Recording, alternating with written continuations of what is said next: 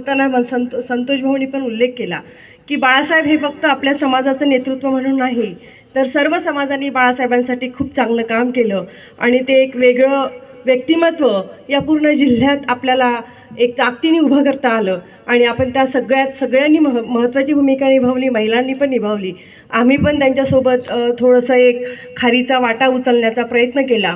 बाळासाहेबांबद्दल बोलताना सगळ्यांनाच माहिती आहे. मला 2 ओळी कुसुमाग्रजांच्या इथे आठवतात. मोडून पडला संसार तरी मोडला नाही कणा, पाठीवरती हात ठेवून तू फक्त लढ म्हणा, लढ म्हणा. कायम त्यांनी लढण्याची ताकद आपल्या सगळ्यांसोबत ठेवलीत.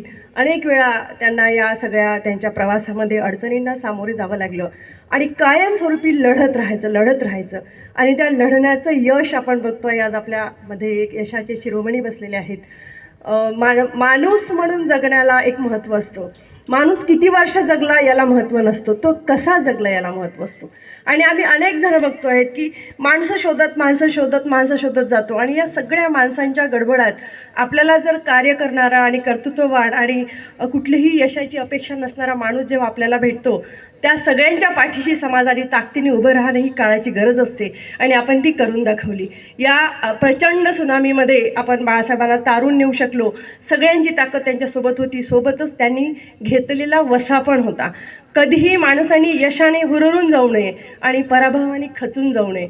अनेक पराभव आयुष्यात आल्यानंतरही खचले नाही आणि यश आल्यानंतरही हुरळून जाणार नाही असं व्यक्तिमत्व आम्हाला मिळालं. त्या अनमोल ठेवा आम्हाला जपता आला पाहिजे, कायम आमच्यासोबत नेता आला पाहिजे.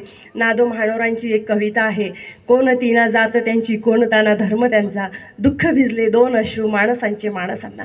कुठलाही माणूस असो, त्याच्या डोळ्यातलं अश्रू पाहून त्याचं काम करण्याची ताकद ज्यांच्यामध्ये आहे, असे एक चांगलं व्यक्तिमत्व, सुजळ व्यक्तिमत्व आम्हाला मिळालं.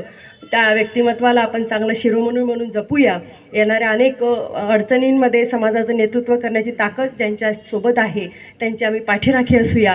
मला इथे बोलायला 2 मिनटं संधी दिली त्याबद्दल मी आयोजकाचे धन्यवाद मानते आणि बाळासाहेबांना पुढील त्यांच्या कार्याला शुभेच्छा देते. धन्यवाद.